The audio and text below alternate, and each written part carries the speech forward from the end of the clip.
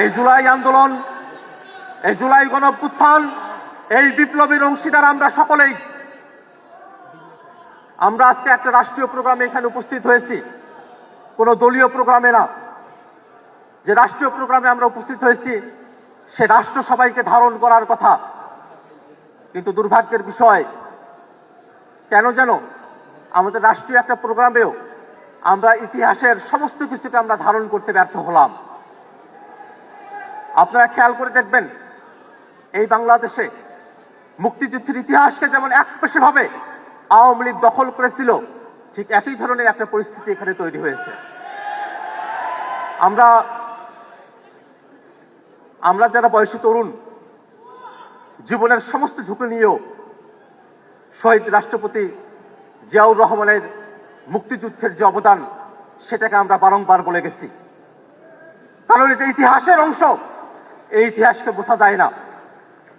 তেমনি ভাবে এই 24-এর অভ্যুত্থানে যারা অংশগ্রহণ করেছিলেন, তিনি বিএনপির হন, তিনি জামাতের হন, তিনি বামপন্থী হন, প্রাইভেট বিশ্ববিদ্যালয়ের শিক্ষার্থী হন, মাদ্রাসার শিক্ষার্থী হন, রিক্সা চালক হন, প্রবাসী হন, যে সেকশনের মানুষেরাই তারা হন না কেন, আমরা সবসময় তাদেরকে আমরা স্মরণে রাখি, আমরা তাদের কথাটা উচ্চারণ করি।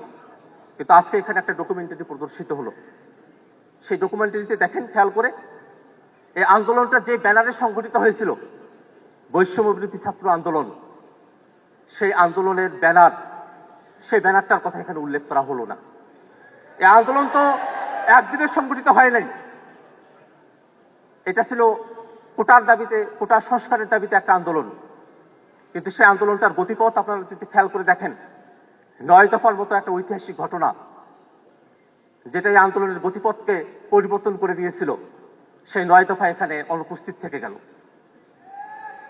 আমরা খেয়াল করে দেখলাম 24-এর অভ্যুত্থানের সময়টাতে সব থেকে সাহসের যে ঘটনাটা, আনুষ্ঠানিকভাবে 3 আগস্ট শহীদ মিনারে যে 1 দফার ঘোষণা দেয়া হলো, সে বিষয়টা এখানে বিমালুম ভুলে যাওয়া হলো। এটা আমাদেরকে আহত করে। আমরা চাই এই ইতিহাস বাংলাদেশের প্রত্যেকটা মুক্তিকামী জনতার হবে। 24-এর ইতিহাস থেকে কোন জুলাই যোদ্ধাকে বাদ দেয়া চলবে না। এটাই হওয়ার কথা ছিল আজকের রাষ্ট্রীয় প্রোগ্রামের ডকুমেন্টারির ভাষ্য। কিন্তু দুর্ভাগ্যের বিষয়, আজকে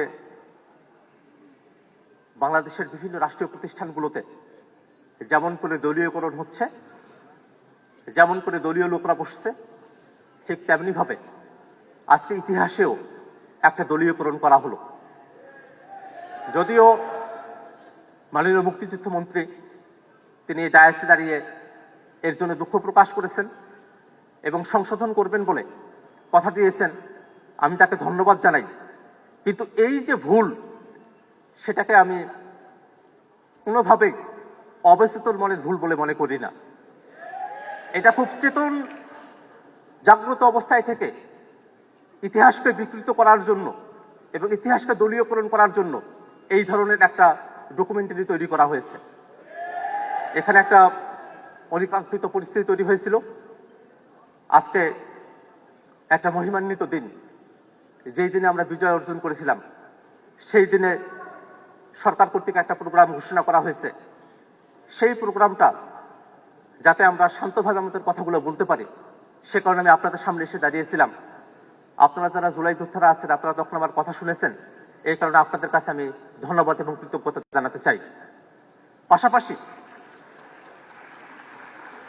এই প্রোগ্রামটা যখন চলছে, ঠিক সেই সময়টাতে আমাদের একজন বৈষম্যবিরোধী ছাত্র আন্দোলনের সমন্বয়ক, যিনি এবং তার সাথে আরো কয়েকজন, আপনারা সবাইকে চিনে থাকবেন, মাহিন সরকার, রিফাত রশিদ, আব্দুল কাদের, আব্দুল হান্নান মাসুদ, যখন প্রথম সারির সমন্বয়কদেরকে ডিবি অফিসে বন্দী করে রাখা হয়েছিল, তখন তারাই আন্দোলনটাকে চালিয়ে দিয়ে গিয়েছিলেন।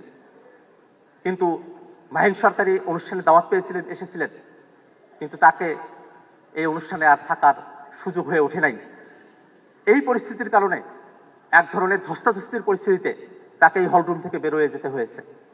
সেটা এখানকার শুধু পরিস্থিতি নয়, আজকে রাষ্ট্রীয়ভাবে অনেকগুলো জায়গাতেই অনেকগুলো জেলা এবং শিক্ষা প্রতিষ্ঠানে প্রোগ্রাম চলছে।